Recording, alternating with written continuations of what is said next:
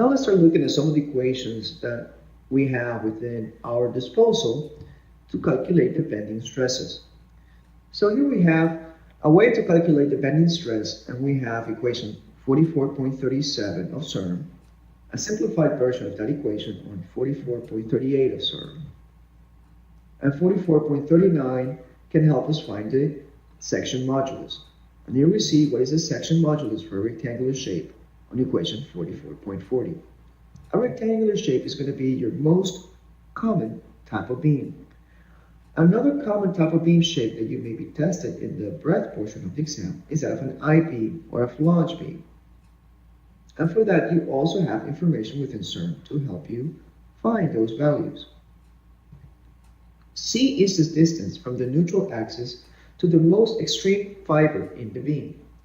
Since the maximum stress covers a design, Y can be set equal to C in equation 44.36 to obtain the extreme fiber stress, which is shown in equation 44.37. If you combine the two parameters and use the section modulus, the section modulus for other shapes can be derived using equation 44.39 of CERN. So here you see, if you use your moment of inertia from the appendix table that we just saw from CERN, you can use that to calculate your section modulus for many other shapes.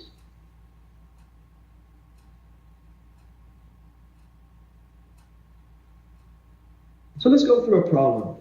We have a simply supported beam is shown, and it's the same beam for problem 3 that we looked at in structural mechanics. Now we're being asked to find what is the bending moment at the midspan of the beam. Is it 200 kilonewtons per meter, 250 kilonewtons per meter, 300 kilonewtons per meter, or 350 kilonewtons per meter? If you would like to solve this problem using the concept that we have reviewed so far on your own, please go ahead and hit the plus button on the video.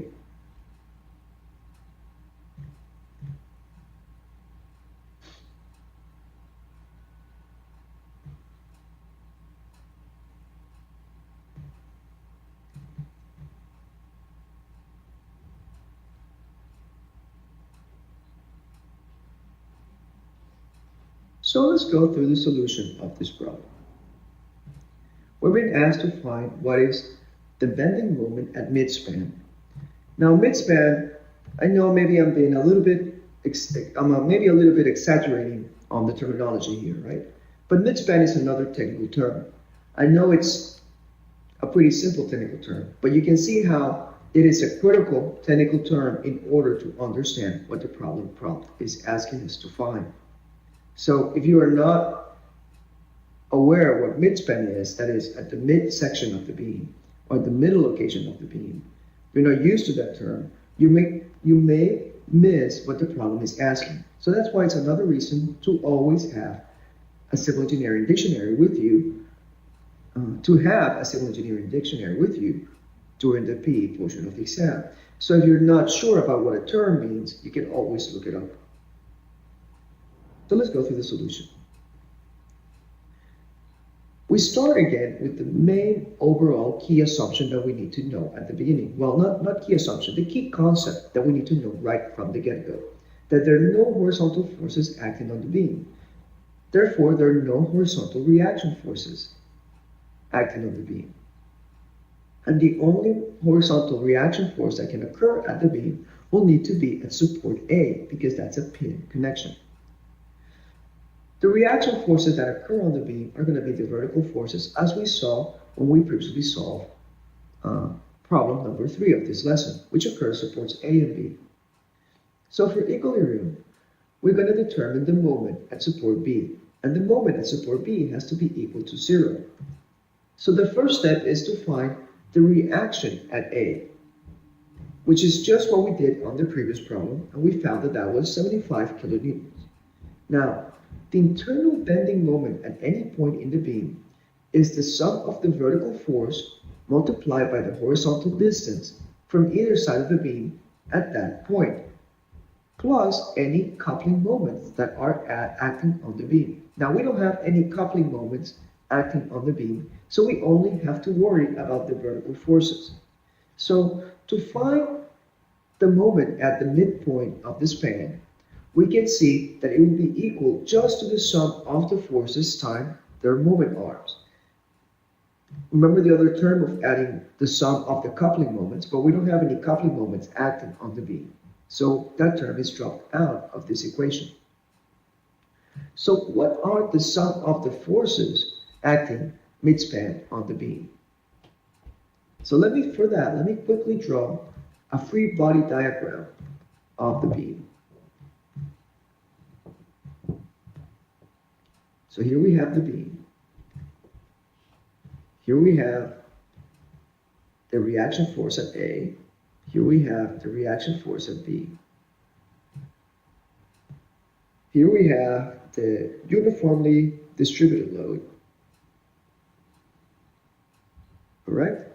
And that uniformly distributed load is going to have a point load that's acting at the center of that distributed load. So here we have our distances. That center is acting 50 meters away from point B and 5 meters away from point A. So this is point A. This is point B. So this is going to equal to RA. This is going to equal to RB.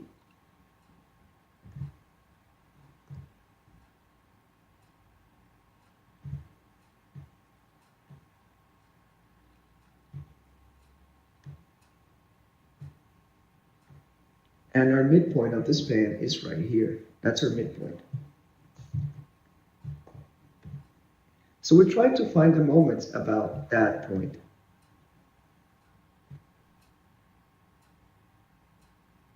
To make it a little bit more look like the middle point, let me stretch this out, maybe to there, right? Then it look a little bit more like if it were the middle point.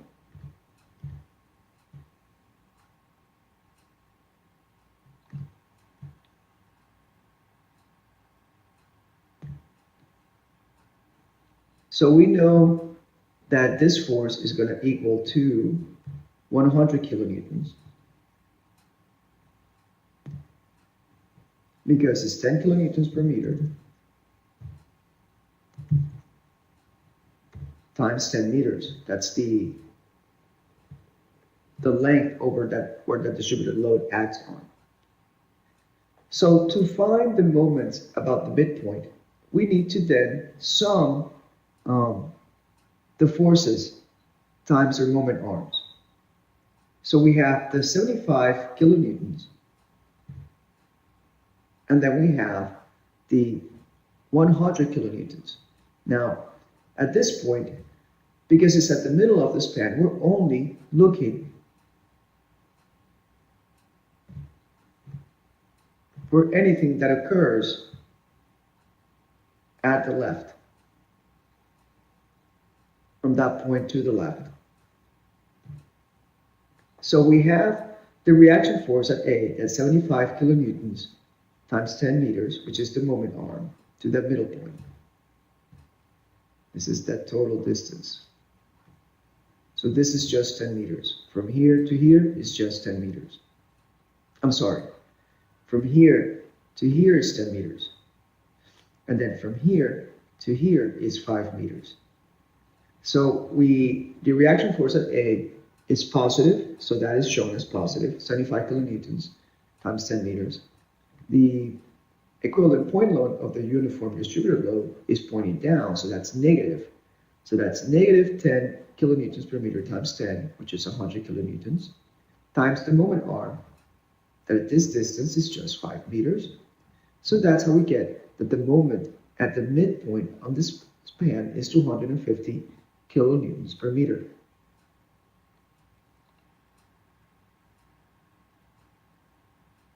Now, what about if you find the moment on reaction B? Now, we know reaction A equals 75 kilonewtons. Now we know, Because of that, because our total vertical force down is 100 kilonewtons, our force and this beam is in equilibrium. It means that our upward forces need to equal our downward forces. So RB, therefore, it's an upward force, and to make it whole, it will need to equal 25 kilonewtons. Now watch what happens when you calculate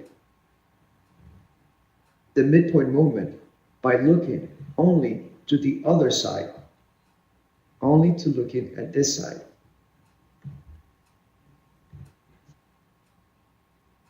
We have 25 kilonewtons that's acting over a distance of 10 meters. So 25 kilonewtons times 10 is going to equal 250 kilonewtons per meter.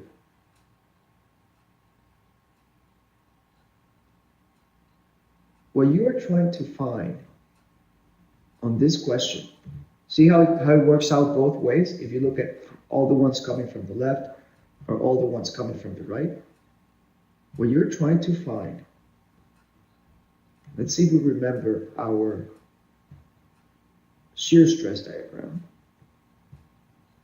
Then it goes down,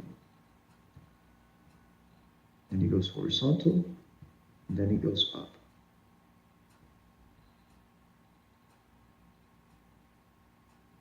Well, for that, let me go to the drawing board, because I'm running out of space. Leftovers from last time. Maybe I should draw this a little bit further up. So that's our beam. Let me change colors to draw the shear. So we have our reaction force at A, then we have the uniform distributed load that will create this shape. Then we don't have anything until we get to the reaction force at B.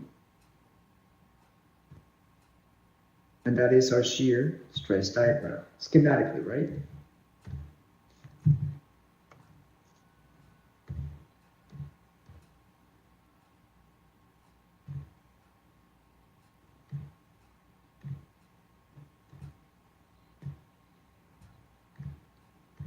Now, our moment diagram, or bending stress diagram,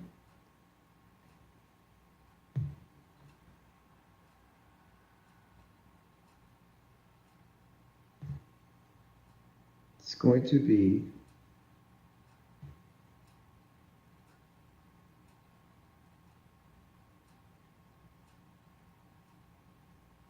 I'm going to draw it as best as I can. Try one more time. It's going to be parabolic, right? Because we have the triangular shape. And we go to the negative triangular shape.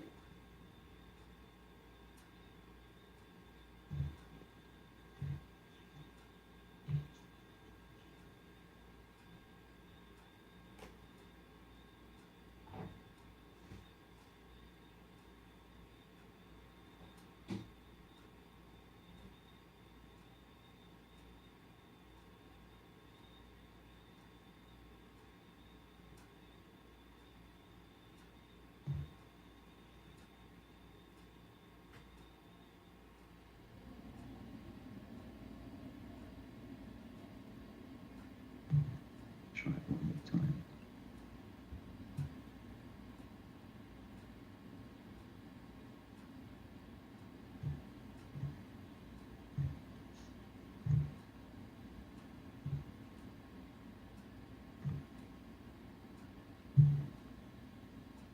So let me adjust the scale, because our reaction force at A was 75 kilonewtons, and our reaction force at B was just 25 kilonewtons. So it's about 2/3 to 1/3 kind of scale. Oops, not that one. So that is kind of like the shape of the shear diagram. So what that creates is that our moment diagram, it's going to have a big curve up here, then a small parabolic curve pointing downward, and then from then on,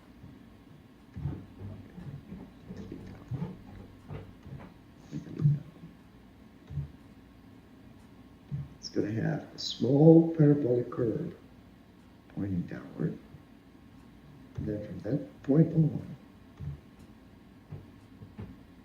it's going to have a linearly distributed force. Now, at the midpoint of the span,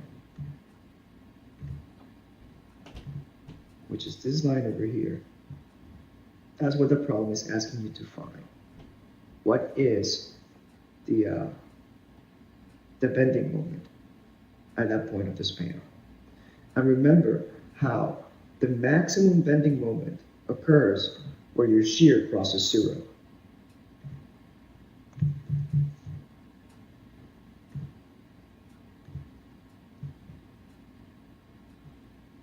So that's what that bending moment is being asking you to find. That's why another reason when you sketch the shear and moment diagrams, you need to try to sketch them proportionally. Because if not, when you try to do the integration of your moment diagram, it just won't look right.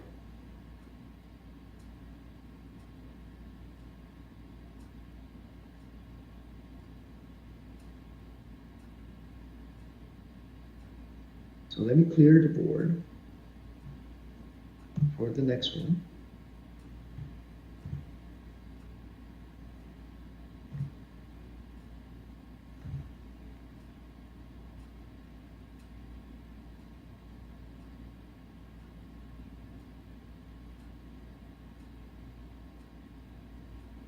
Here's the sketch between the shear and moment diagram.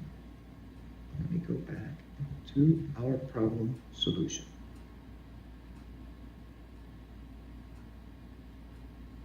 Now, the key thing here for this problem is to realize that you can determine the moment mid-span at a point. When you try to determine the location of that moment stress on that moment diagram, it's not like you're trying to, of course, the moments acting at this point are going to equal to zero. If we look at both the left and the right, that is a given. This point is now moving. So the moments acting at this point, from the left of the point to the right of the point, are going to be equal to zero. Now, in order to determine the moment stress on that specific point, or the bending stress on that specific point, we only need to look either at the left or at the right of it. And that's how you find if we use 25 times 10 meters, we get 250 kilonewtons per meter. Or if we use 75 times 10 meters minus 100 kilonewtons times 5 meters gives you 250 kilonewtons per meter. So it's key to have that distinction that even though we know the sum of the moments at this point are going to equal to zero, we're trying to find the moment stress or the bending stress at that specific point. That's why we're only summing the forces from one of the two sides.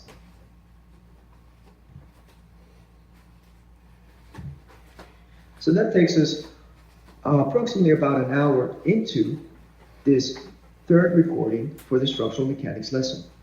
So join me on the next recording. We're going to review the concept of combined stresses.